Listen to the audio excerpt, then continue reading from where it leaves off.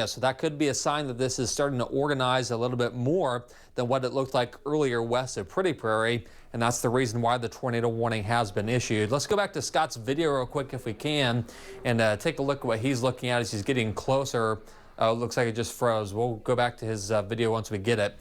But what we're looking at here is the area of rotation southeastern sections of Reno County and continuing to move east. Again, no confirmation of a tornado at the present time, but this is something that we do need to continue to watch. Weather Service is monitoring this as well, because you can see the tornado warning goes to the edge of Reno County, and it does continue until 5:30. It's possible that we could warnings extended into parts of Harvey, Sedgwick counties here in a bit. Let's go back to Scott's video of it. So here he is getting closer to that thunderstorm in Reno County.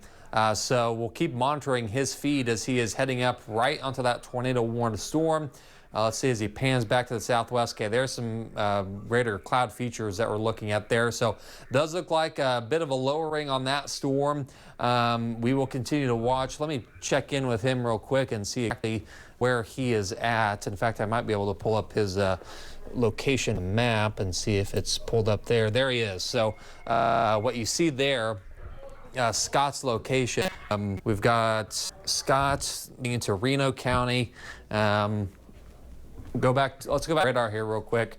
There's Scott. So this position, he's in a very good position to watch the storm as it comes on through. So we'll have eyewitness account as that storm in. Let me check in and see where he says he's at. Yeah, so he's looking back toward the northwest there. So there's Cheney Lake, and he is just southeast of Cheney Lake there. It looks like right near the Sedgwick and Reno County line. So we'll keep watching his feed as he is looking back toward the northwest. Let's go back here to the wind mode on radar and see like newest scan in terms of the rotation, and still some broad circulation there in between Pretty Prairie and the Haven area. Nothing that looks too tight at the present time. So again, I don't think we're dealing with a tornado at the moment, but that doesn't mean that's something that can change.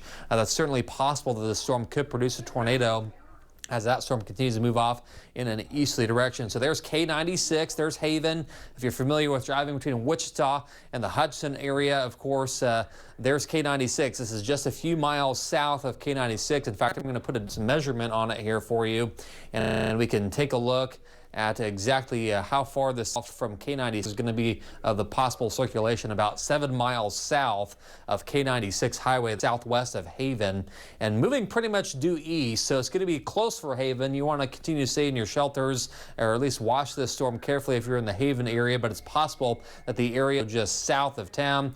What you see there on the, if you're just joining us, that is Robert's video. He is live looking back toward the northwest on the storm. Can we take that full real quick? I want to see what the things look like there on the left side. Let me back out here.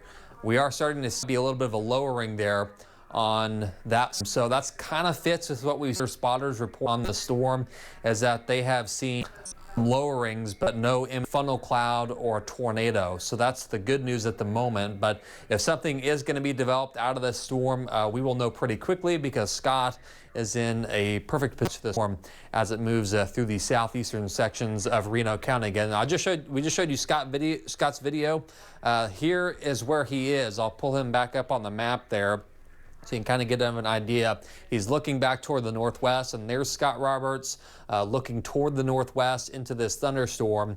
So we'll keep watching his feed there. That's a live video, so if something were to change with this storm, we would know rather quickly, and we'll keep watching him. But as we look at this storm over the past 1 hour, it's been pushing toward the east, and it is getting closer and closer to the northwestern side of Sedgwick County.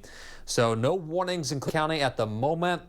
It's possible that we could, if we don't get a tornado warning, we could at least get a severe thunderstorm warning to cover the hail and wind threat for at least the northwest side of Sedgwick County and southwestern Harvey County here in a little bit. But at the moment, we don't have that. I would expect, though, that as this storm does hold together into Harvey and Sedgwick counties, that we will probably get some type of warning issued. Whether or not it's a severe thunderstorm or a tornado warning, we'll just have to wait and see.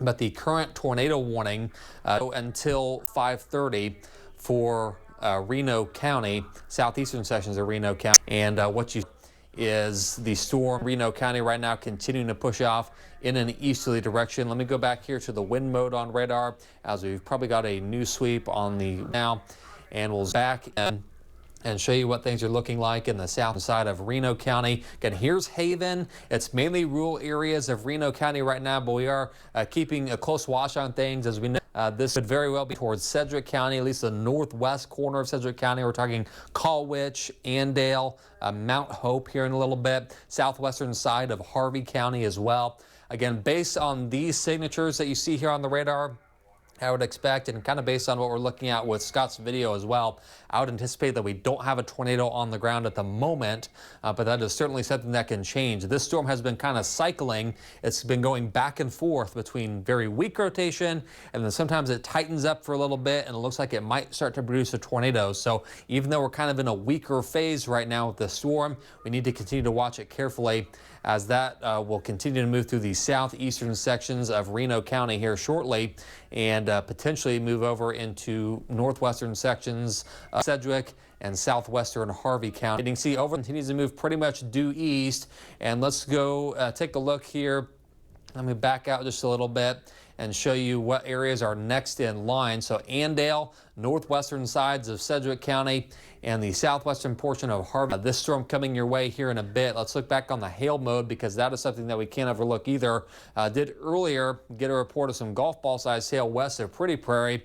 Radar indications now showing hail might not be that large, but potentially still maybe up to some quarter-size hailstones there in Reno County. South of Haven continues to be east. Heavy rainfall and large hail are the biggest concerns at the moment, but there is still the warrant that tornado warning for the southeastern sections of Reno County. Again, just giving you the overview of what's happening in south central Kansas. That is really our only storm that we have at the present time. That basically means it has all of that warm, humid air to feed on. It's not really fighting a thunderstorm, so this is something that could continue for at least the next little while.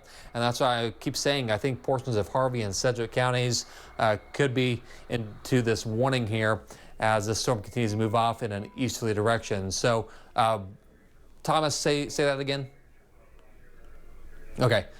So we're going to move our coverage over on to 12.2. We'll be back here on KWCH with more updates as necessary, as we could see more warnings issued farther east. So stay tuned. We'll switch our coverage over to live streaming.